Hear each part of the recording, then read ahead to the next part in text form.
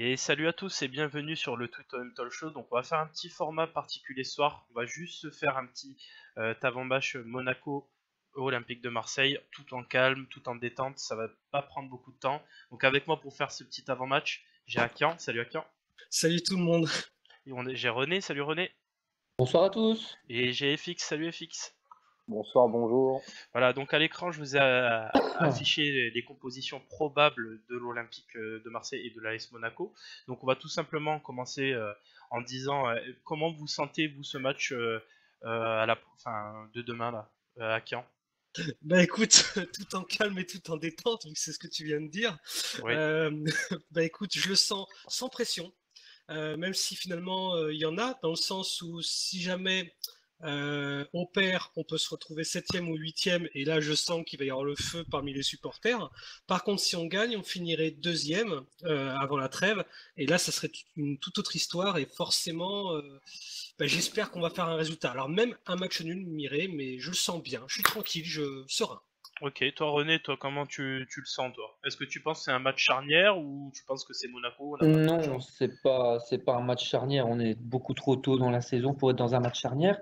On est dans un match vérité. Et là, par contre, c'est-à-dire que on va voir ce que notre OM vaut vraiment en l'état actuel des choses, sans rentrer Toute proportion dans gardée, la hein. ouais, voilà, on va pas rentrer dans la polémique mercato. Il y aura un moment pour le faire. C'est pas maintenant. Par contre, bah voilà, à mes yeux, on arrive à Monaco dans le rôle du petit poussé, donc on n'a rien à perdre. C'est ça. Enfin, c'est un peu malheureux d'ailleurs entre parenthèses de se dire ça, mais bon, c'est la réalité aujourd'hui. Voilà, j'attends que les mecs se bougent, j'attends évidemment une victoire, ça ce serait merveilleux, mais moi j'y crois pas, voilà, comme ça. Mm. Juste Mais voilà, j'espère qu'au moins ils vont nous faire plaisir et se bouger, voilà. Et juste pour rebondir sur ce que tu as dit, je vais te poser la question à toi, FX. Est-ce que tu penses que c'est finalement pas plus logique de se proposer en petit poussé, parce que Monaco a été demi-finaliste de la Ligue des Champions, champion de France l'an dernier. Oh, je pense qu'on peut faire preuve un peu d'humilité. Qu'est-ce que t'en penses? Chaque saison a sa vérité, donc je vais parler que de ce début de saison. Et sur le début de saison, Monaco a quand même encore un petit temps d'avance, un coup d'avance. Donc un OM qui se cherche encore. Après, est-ce qu'il y avait le facteur objectif qualification pour la Coupe de l'Europa League?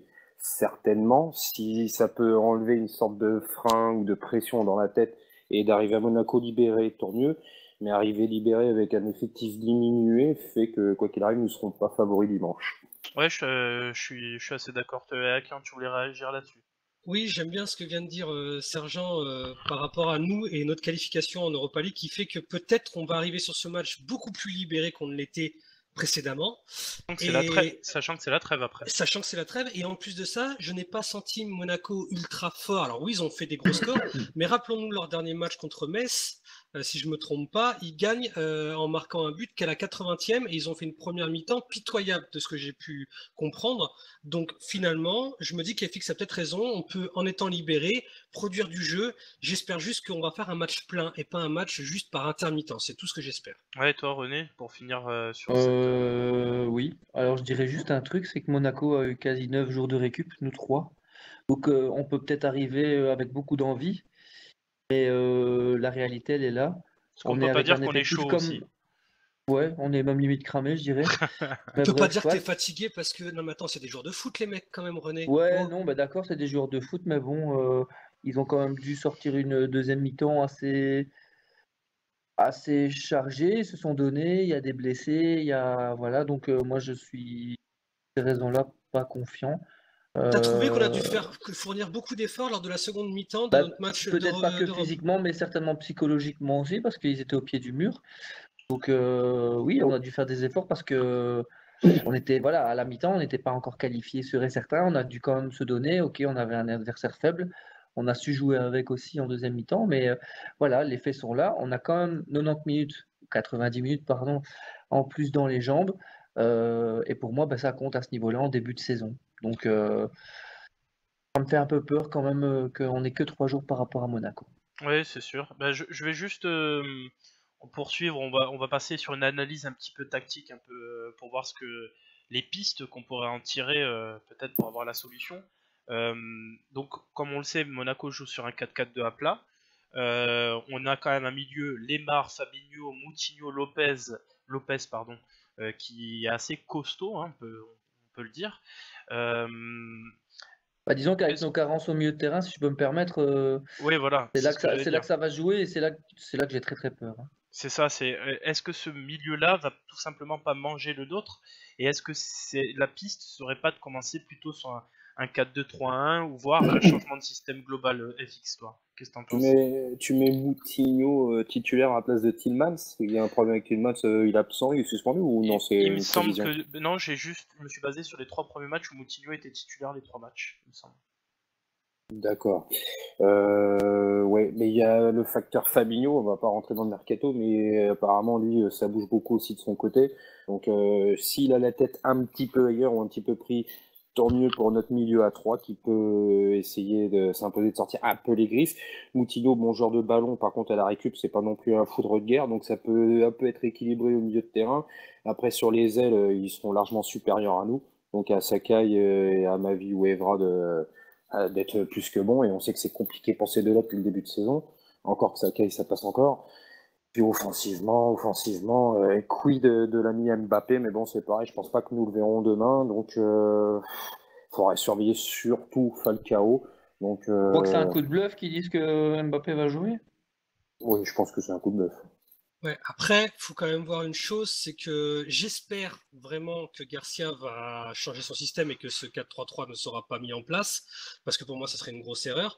Par contre, j'ai beaucoup aimé une chose de Germain lors de sa conférence de presse, c'est quand il parle du bloc équipe. Donc, ça veut dire que si lui, il en parle, le coach leur en parle. Et ça me rassure dans le sens où on sait que c'est une carence actuelle. On sait que notre bloc équipe, il n'est pas au point. Ça, il n'y a pas de souci là-dessus. Et j'espère vraiment qu'il va se passer quelque chose à ce niveau-là et qu'on va peut-être changer de système dès le départ. Je ne veux pas dire mettre le bus, mais de jouer un coup tactique. Et c'est là où je vais attendre Garcia parce que demain, il doit nous montrer un coup tactique, obligatoirement. Il a dit. Ouais, ça c'est, je pense, pareil, vraiment, il doit avoir un coup tactique demain.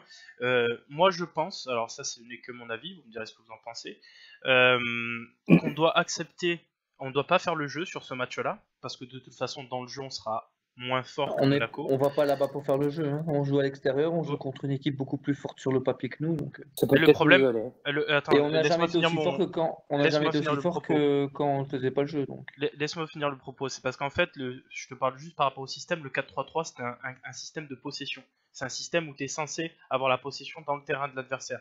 Donc c'est pour ça que le coup tactique doit intervenir. Est-ce qu'on ne doit pas accepter une domination, attendre patiemment, fermer tous les espaces, fermer la boutique, et se libérer, c'est-à-dire attaquer par des contre-attaques assez vives et rapides, euh, tout en restant prudent et en étant en bloc équipe? Est-ce que c'est pas ça la solution? Bien sûr, c'est exactement ça en fait. Il faut que là on ressente un coup de tactique. Par contre, je veux pas voir le même match qu'à Paris, hein, c'est-à-dire où on fait zéro frappe. Là, je veux voir une équipe qui va jouer en bloc équipe, vraiment, comme l'a précisé Germain lors de sa conf. Mais par contre, je veux voir une équipe qui, dès qu'elle a le ballon, elle va se projeter, elle va avoir des éclairs, elle va vraiment avoir du jeu ensemble. Et c'est ça que je vais attendre de voir. Et c'est là où on pourra d'ailleurs faire mal à Monaco. J'en ai la certitude. C'est pour ça que je pars un peu confiant parce que j'espère. Après, l'espérance. Est-ce que toi aussi René t'attends ce coup tactique ou enfin voilà, comment tu le ressens toi?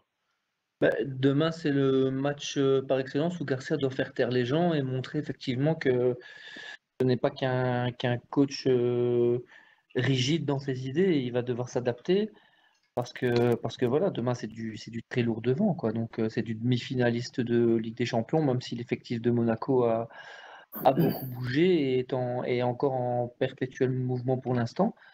Mais voilà, demain pour Garcia, il doit nous prouver et se prouver beaucoup, beaucoup de choses. Ouais, donc toi FX, est-ce que tu as un avis? Est-ce que tu penses qu'on doit plutôt prendre le match en main? Est-ce que tu penses qu'on doit accepter la domination? Tu vois ça comment? Ouais, je vais vous répondre par une question. La dernière fois que nous sommes allés gagner un gros match à l'extérieur, c'est quoi? C'est quand? Oula, là tu me Ah, poses une colle parce que Là, j'ai c'est pas en une tête. question qui fait mal parce que justement, c'est rare. Et en plus de ça, on est mauvais à l'extérieur. Et c'est là où on peut reprocher des choses à Garcia. Elle est très bien ta question, Sergent. Elle est très très bien. Et à un moment donné, on veut tous essayer de défendre le club, surtout l'équipe. Et Garcia, on veut essayer d'y Et croire. je crois que c'est même Mais avant Garcia, c'est ce que la Ah question était bah, fixe. Hein. là, oui, ça fait mais 4 ans, 5 ans qu'on n'est pas allé gagner, je sais pas, chez un podium ou chez un top 5. c'est à Garcia de nous offrir ça maintenant, parce que je suis désolé, c'est le meilleur moment pour se taper Monaco. On n'aura jamais un autre moment. C'est-à-dire qu'on les reprend dans 6 mois, on prend une branlée. Sincèrement, sauf si on a Pas du sûr. recrutement, ben, on en reparlera. Mais pour moi, c'est le moment dans le sens où ils sont dans le doute. On est en fin de mercato, ils ont des joueurs qui ont peut-être Qui la ça tête qui est dans le doute, ailleurs. Monaco? Je pense, oui, vu ce qu'ils ont fait à Metz la Oh. semaine dernière, oui, excuse-moi, ils sont pas dans le Non, meilleur de leur je forme. comprends ce que tu veux dire, Aki.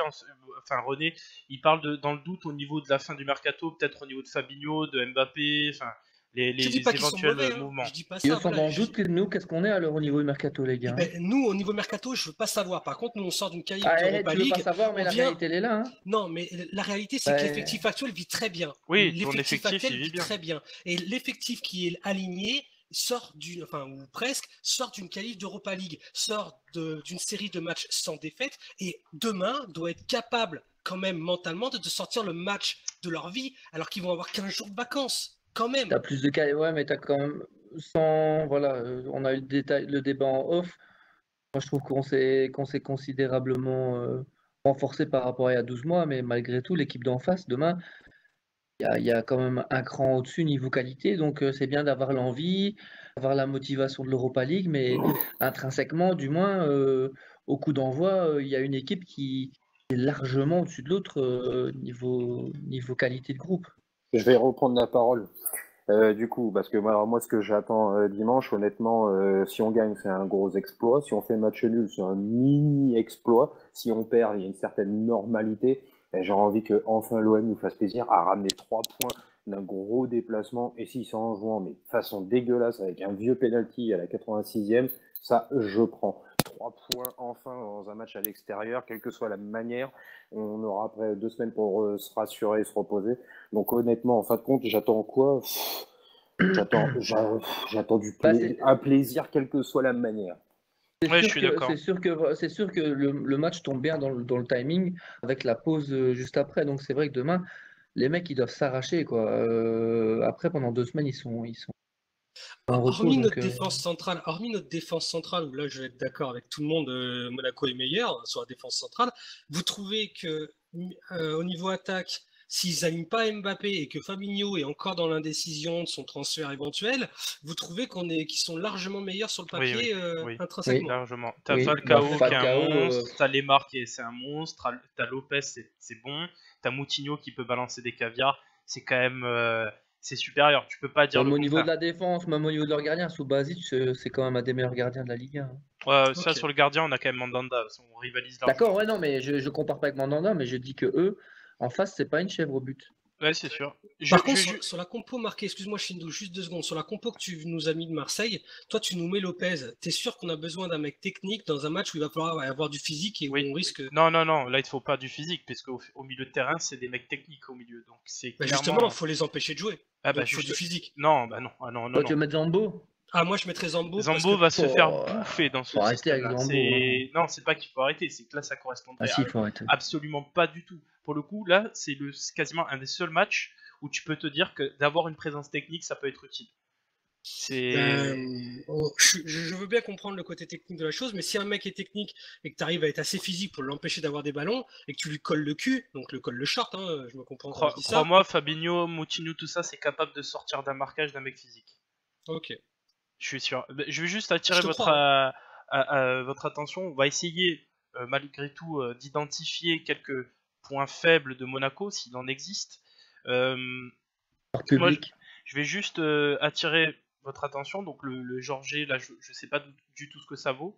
Mais selon moi, déjà, si on doit aller taper sur un défenseur, c'est sur Jemerson. Clairement, c'est le talon d'Achille de cette défense Glick-Jemerson. Et je me dis, est-ce que justement d'avoir des petits feux follets comme Cabella, Thauvin, Germain, des distributeurs de ballons comme Sanson, voire Lopez qui a fait quand même une passe D la semaine dernière, est-ce que ça peut pas être la clé dans cette défense-là? FX, qu'est-ce que t'en penses? Je suis en train de lire la réaction en off là avec le public de. Ah ouais, désolé, j'en peux plus, quoi, sérieux. Non, c'est vrai, non, mais c'est pas, je fais pas un jour aux 62 abonnés de Louis II, hein. Je respecte chacun, hein. Donc Voilà. est-ce que vous pouvez développer mon sujet maintenant? Non? Vous n'avez pas entendu la question? On était tellement focalisé sur le tacle de René. Répète, s'il te plaît. Oui, bon.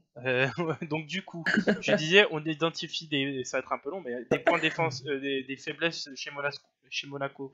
Est-ce que Jemerson, qui pour moi est le moins bon des deux défenseurs, parce qu'il faut pas oublier une chose, c'est que Monaco marquait beaucoup de buts l'an dernier, mais en prenait beaucoup. Donc est-ce que justement, avec une équipe qui peut se projeter très vite vers l'avant, Sanson, Lopez, Cabella, Thauvin, Germain, qui sont des feux follets, est-ce que c'est pas ça justement la solution? Attends, ben oui, alors en fait, par rapport à Jemerson, oui, bon, c'est peut-être le moins bon d'effectif monégasque, mais c'est un très bon défenseur Oui, quand même. bah, j'ai dit des points faibles s'il y en a, tu vois. Voilà, s'il y en a, tout à fait. Puis alors, Glick, là, cette année, je sais pas, il est encore plus vénère que la saison dernière, et il sort un début de saison absolument époustouflant, donc c'est peut-être plus dur de leur mettre un but cette saison, puisqu'offensivement, il y a peut-être un petit peu de moins bien, donc il se peut que leur assise défensive soit encore meilleure et améliorée. Donc, parce que Jardim peut repartir sur des bases défensives pour relancer son cycle. Donc, Exactement. Bien vu, Sergent. oui, donc un but en contre, oui. Après, un but sur une phase de domination, je crois pas. Je pense même pas Exactement. qu'on ait des quarts d'heure de temps fort, ça m'étonnerait. Non, il faut absolument les aspirer. Et pour moi, c'est la seule stratégie possible demain.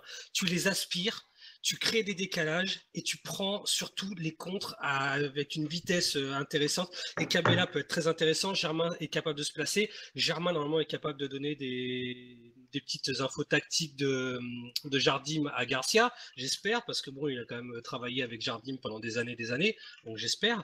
Mais c'est en contre. Ça se passera surtout pas. Faut pas prendre la possession parce que sinon on va se faire bouffer. Eux, par contre, en vitesse pure, ils vont nous déglinguer nos défenseurs. Ça, c'est clair et net. Ok, bah. Il y a beaucoup de monde qui va déglinguer nos défenseurs en l'état actuel des choses avec la vitesse. Ouais, mais est-ce que. Enfin, Bah ouais, voilà. mais bon, voilà, je le dis avec beaucoup d'ironie, Ah, mais on a un c'est. préparateur physique qui s'occupe de ça. Oui. Ouais. Ah, mais Ouais. ça, je suis pas tellement Tiens, d'accord. d'ailleurs, en parlant de Après. ça, Cabella, il est remis de son claquage. Oui, largement, oui. D'accord, ok. Non, C'était pas un claquage alors. l'histoire du préparateur physique, ça, je suis Non, beaucoup plus. c'était un comme petit toi. tacle par rapport à ce que je dis sur les réseaux, mais moi Ouais, non ouais. plus, Un j'accorde pas claquage, ça. il serait pas dispo ce soir. Hein, enfin, demain soir, je vous le dis direct. Oui, oui, bah oui. Non, il s'est pas claqué, vous inquiétez pas. Enfin, D'accord. j'ai pas vu passer l'info en tout cas, mais. Bon, dans tous les cas, on va finir tout simplement cette partie. On a bien compris que ça va être un match très très compliqué.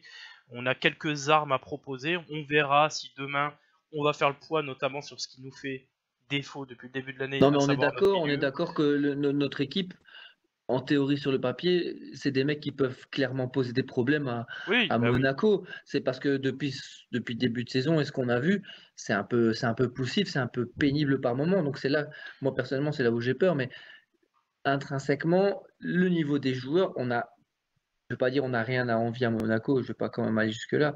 Mais quand je vois que Toulouse fait 3-2, quand je vois qu'ils font 1-0 à Metz, effectivement, ils sont costauds, mais on peut vraiment les déranger demain, quoi. C'est ça, on peut faire la surprise. Juste, je vais terminer cette petite vidéo, petit prono. Vas-y, Akiran, mouille-toi un petit peu là.